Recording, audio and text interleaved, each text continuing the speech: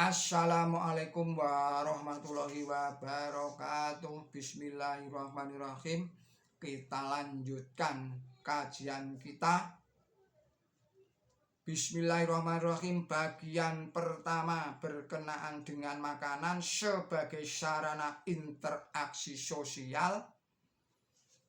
Beberapa agama melarang umat mereka makan dengan umat agama lain. Sementara itu, ayat ini dengan jelas membolehkan kaum muslimin makan makanan yang disiapkan dan disajikan oleh umat beragama lainnya, khususnya kaum Yahudi dan kaum Kristen, jika makanan itu halal untuk mereka konsumsi. Demikian pula sebaliknya, kaum muslimin bisa menyiapkan dan menyajikan makanan bagi umat agama lain seperti yang mereka kehendaki.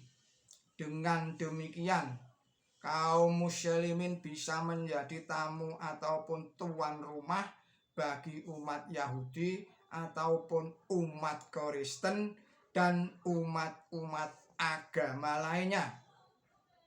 Karena itu, bagaimana mungkin Quran melarang umatnya bersahabat dengan umat agama lain? Bagian kedua, dengan cara yang cukup jelas menyatakan bahwa sebagaimana hanya seorang muslim yang dapat menikahi muslimah yang suci dan Kristen. Saya ulangi lagi. Bagian kedua dengan cukup jelas menyatakan bahwa sebagaimana halnya seorang muslim dapat menikahi muslimah yang suci, maka dia bisa juga menikahi wanita dari agama lainnya, yakni agama Yahudi, agama Kristen khususnya, yang sudah memenuhi standar moralitas dan kesucian yang sama seperti yang diharapkan dijunjung tinggi oleh seorang muslimah dan juga wanita-wanita dari agama-agama lainnya. Tidak ada relasi antar manusia di dunia ini yang lebih intim dan penuh kasih sayang selain hubungan suami istri.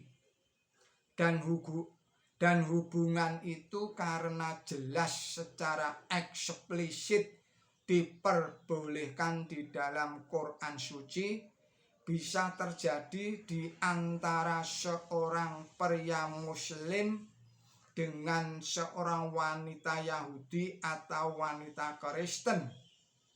Secara khusus ayat ini menegaskan bahwa di antara umat Yahudi ataupun umat Kristen terdapat juga wanita yang memenuhi standar moral kesucian yang sama dengan wanita muslimah.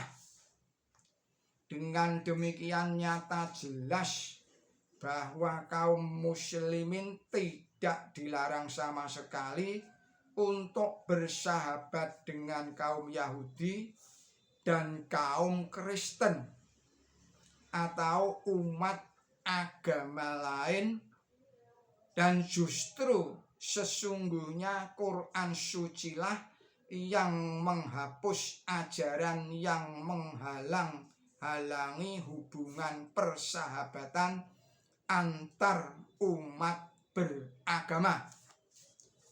Demikian kajian dari Dr. Yahid Aziz. Billahi taufik wal hidayah. Wassalamualaikum warahmatullahi wabarakatuh.